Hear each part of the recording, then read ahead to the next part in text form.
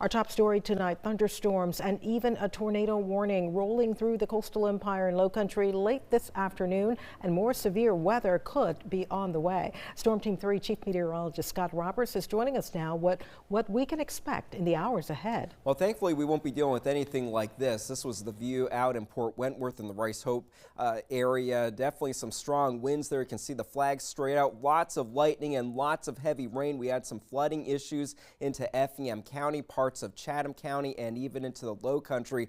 Wind gusts were extremely strong, in excess of 35 and 40 miles per hour. In fact, at the airport, we did have a wind gust of 49 miles per hour just before 5:30 as those strong storms were rolling through, and that heaviest rain as well. Numerous reports as far as trees down and power outages across the area. We're also getting some reports from Bluffton that there were some structure fires perhaps initiated by all that lightning. Most of the reports in our area concentrated in and around Savannah, between Chatham County and into Effingham County and parts of the Lowcountry. Now, as far as what we were dealing with on the radar, we had that very heavy rain and those strong storms rolling through. That is now pushing off of the coast, leaving behind some light to moderate rainfall at this hour. You can see most of that, say, Richmond Hill and southward, but that's starting to creep a little bit further to the north. So still some showers are possible for us into the overnight, along with a couple of stray rumbles of thunder. Our main concern as we head into the day tomorrow is not going to be necessarily severe weather, though. With hot temperatures,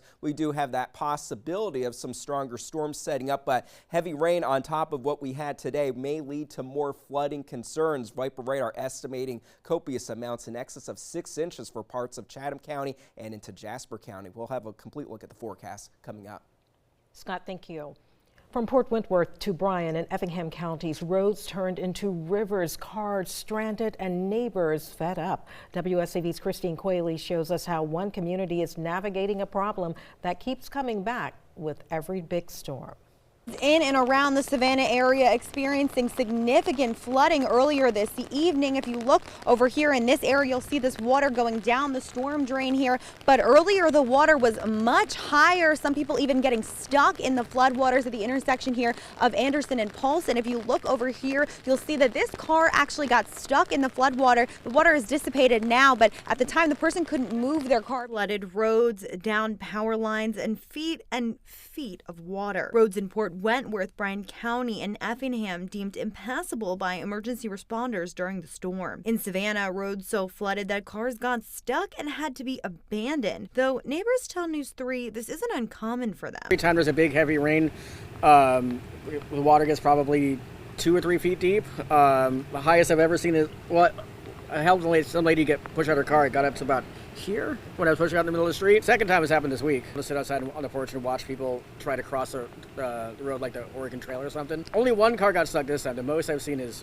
5, I think. One local business, the Laundry Diner, even making light of the fact that feet of floodwater had made it to their doors yet again. It's so nice that there's outdoor seating.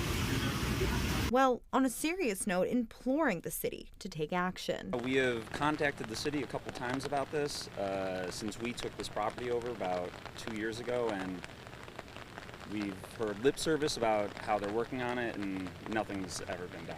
So it's unfortunate, but we're just kind of stuck dealing with it. With it being storm season, neighbors say that they anticipate seeing a lot more flooding like this in the coming months, particularly in this area. Reporting in Savannah, Christine Quayle, WSAV News 3, on your side. The city of Port Wentworth is taking steps to address flooding in its historic downtown, starting with what's underground. Officials have launched a sewer rehabilitation project estimated to cost $2.6 million. The goal is to replace decades-old infrastructure and make room for future growth. As part of the upgrade, the city is also investing in new equipment to tackle a bigger concern: flooding. And it gets down into the ditches and it builds up, and therefore it doesn't flow as well.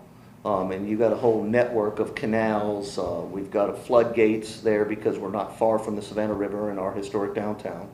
So it's an entire network. So if you have one area that's not draining properly, it will back up the system.